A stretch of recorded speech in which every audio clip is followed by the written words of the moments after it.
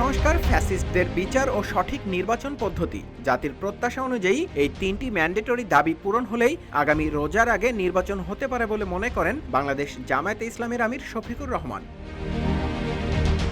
Europe ও যুক্তরাজ্য সফর শেষে মিট দ্য প্রেস অনুষ্ঠানে শফিকুর রহমান আরও বলেন, নির্বাচনের জন্য ফেব্রুয়ারি 2026-এর সময়সীমা কঠিন নয়।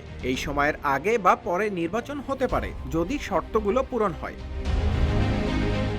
এর আগে জামায়াতের আমির বলেছিলেন, আমাদের ভিউ হচ্ছে নির্বাচন রমজানের আগেই শেষ করতে হবে। জুন পর্যন্ত অপেক্ষা করলে বর্ষা, বিভিন্ন ধরনের ঝড়ঝাপটা ও প্রাকৃতিক দুর্যোগ আসবে, তখন ইলেকশনটা অনিশ্চিত হয়ে যাওয়ার আশঙ্কা দেখা দেবে।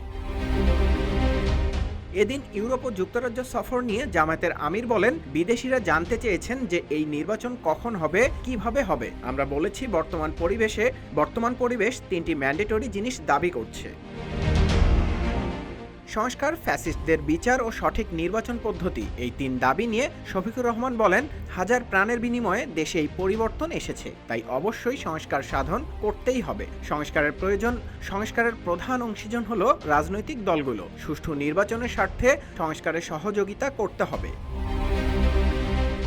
এরপর জামায়াতের আমির দ্বিতীয় দাবি নিয়ে বলেন, যারা নিহত ও আহত হয়েছেন, এই খুনের দায় যাদের, তাদের বিচারের আওতায় এনে দৃশ্যমান বিচার দেখাতে হবে, যাতে খুনিদের বিষয়ে জাতির আস্থা ফিরে আসে।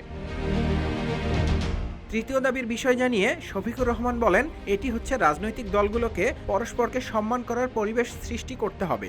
জিতে গেলে নির্বাচন সুষ্ঠু আর হেরে গেলে দুষ্ট, এই মানসিকতা থেকে বেরিয়ে আসতে হবে। জামায়াতের আমির বলেন, বিদেশিরা নির্বাচনের সময় জানতে চাইলে বলেছি, প্রধান উপদেষ্টা জাতির সামনে বারবার বলেছেন ডিসেম্বর থেকে আগামী বছরের জুনের মধ্যে নির্বাচন অনুষ্ঠিত হবে। সবশেষ শফিকুর রহমান বলেন, আমরা নির্বাচনের দাবি করতে পারি, দিনক্ষণ ঠিক করে দিতে পারি না। আমরা বলেছি নির্বাচন এই সময়েই হতে পারে। দাবি পূরণ হলে তার আগে হলে আপত্তি নেই, পরে হলেও সমস্যা নেই। নিউজ ডেস্ক, রূপালী বাংলাদেশ।